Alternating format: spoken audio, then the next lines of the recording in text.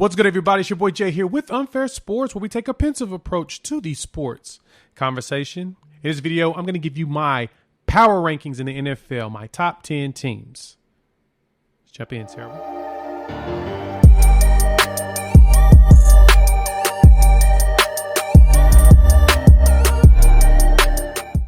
This is Jay's top 10 NFL teams through week 7. So let's jump right in, shall we? 10. At number 10, we have the Los Angeles Chargers. I'm going to be absolutely honest. Justin Herbert's out here putting up some stuff. He might win most improved player after winning Offensive Rookie of the Year just because of how great and in command he is with this team. He has them playing like a top 10 team in just a year's time. New head coach, new D coordinator.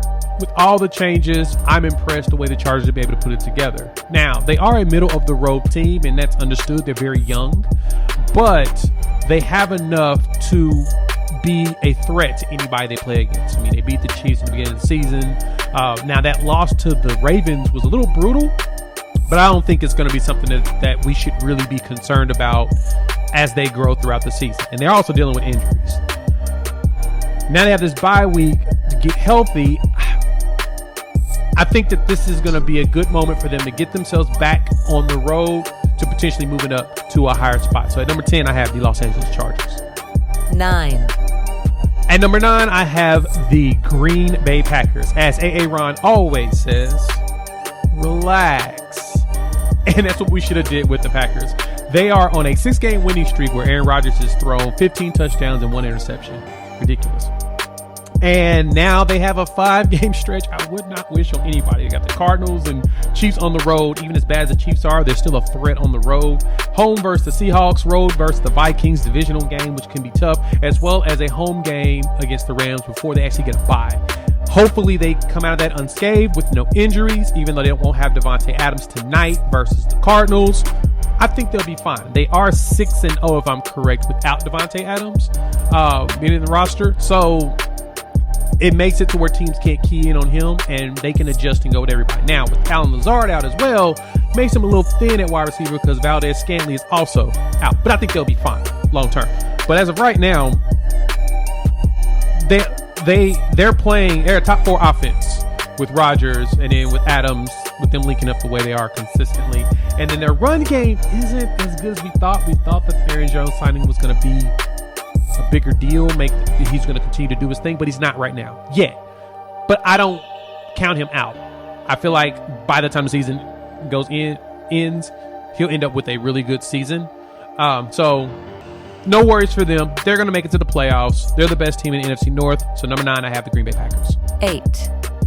At number 8, I have the Cincinnati Bengals. Now they have made a big jump after that dismantling of the Ravens on the road of 41-17. Joe Burrow was playing like a veteran, and then Jamar Chase, I didn't even realize he was a rookie, especially after the preseason incidents where he was talking about he couldn't figure out how to kind of catch the ball because he kept dropping it.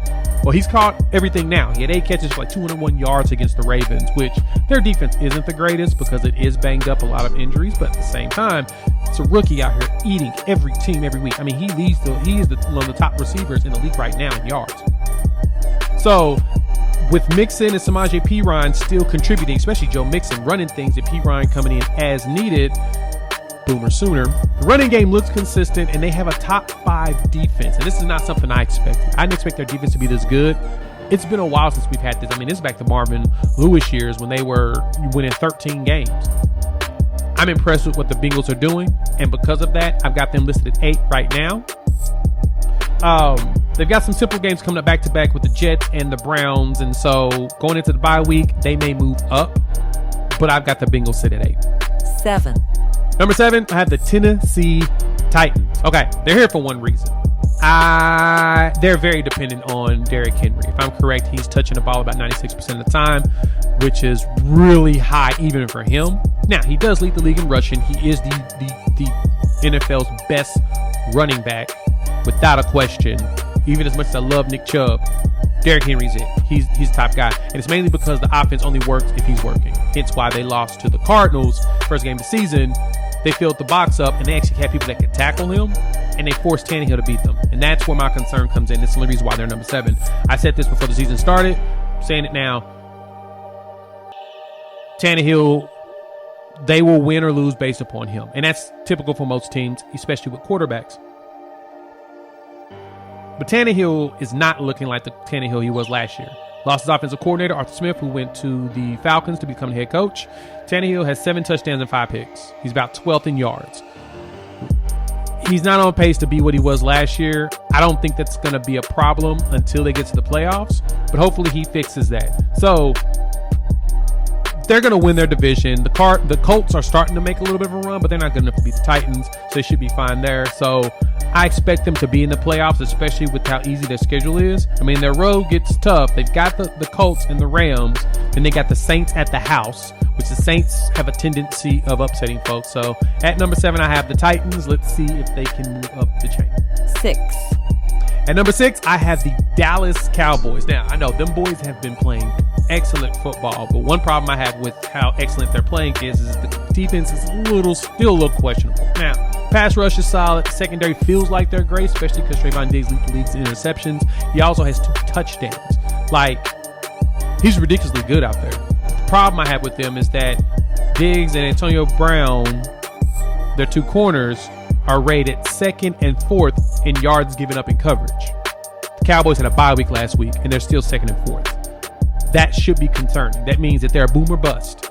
They're going to live or die from the interception, and the breakups aren't really happening.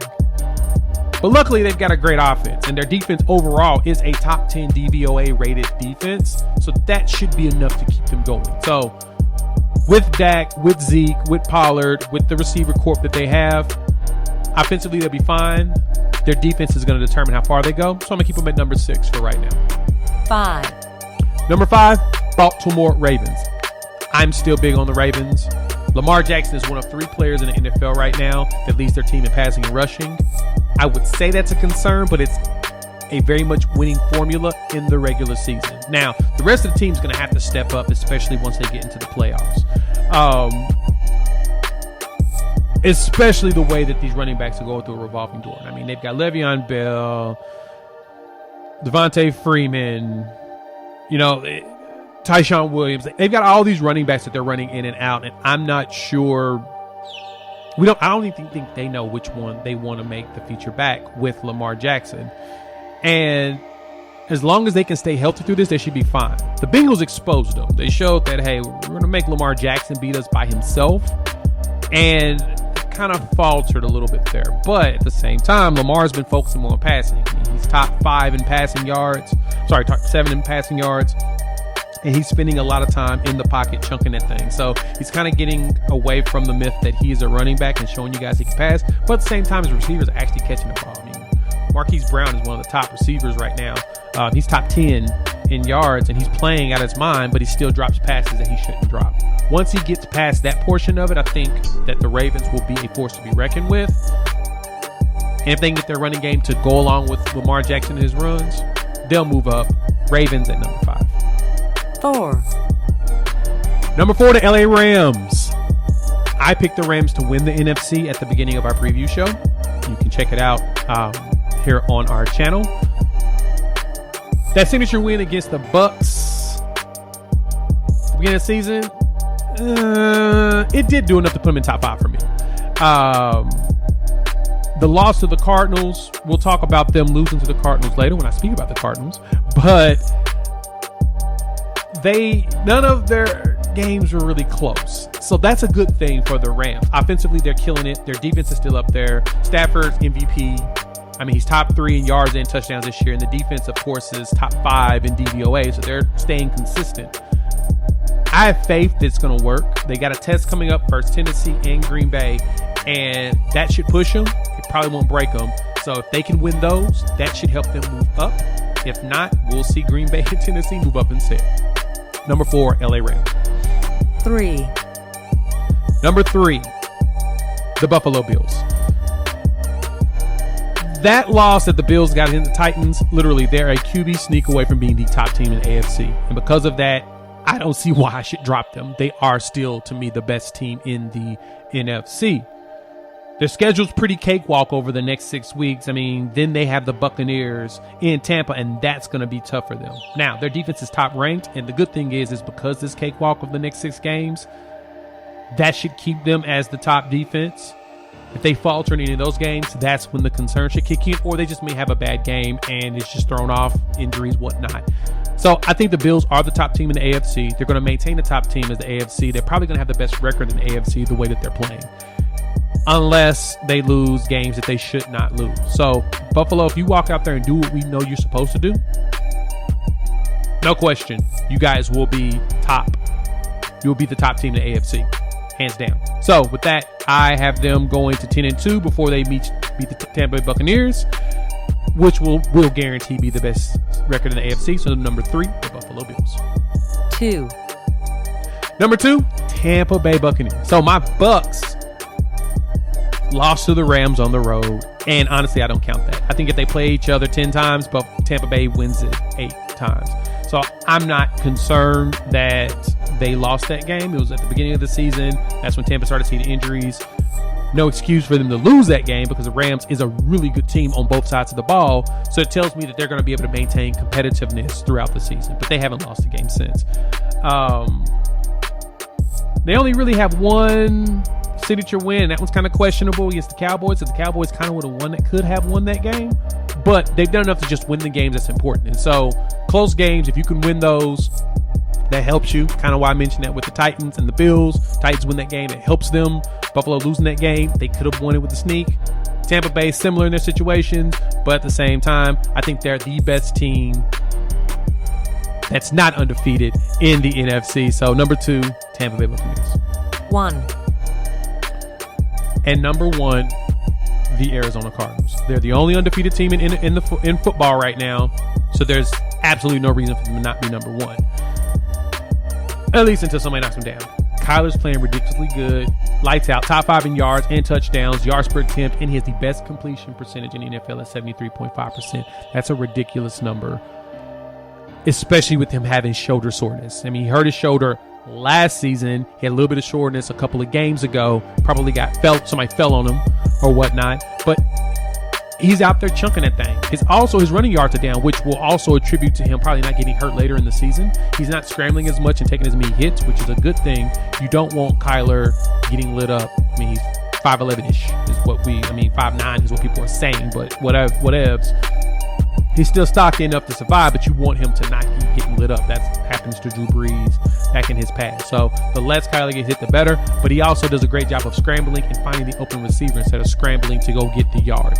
He knows when to run and when not to. And because of his intelligence, that helps that team a lot. And their defense is ridiculously good. They have a second-rated defense in DVOA this season. And that's unreal. I thought this Cardinals defense was going to be better last year. I guess it took them a year to gel, bringing in J.J. Watt, some great veteran leadership, and they did it. So, at number 1, I have the Arizona Cardinals. So that is Jay's power rating in the NFL. Top 10 teams that he has.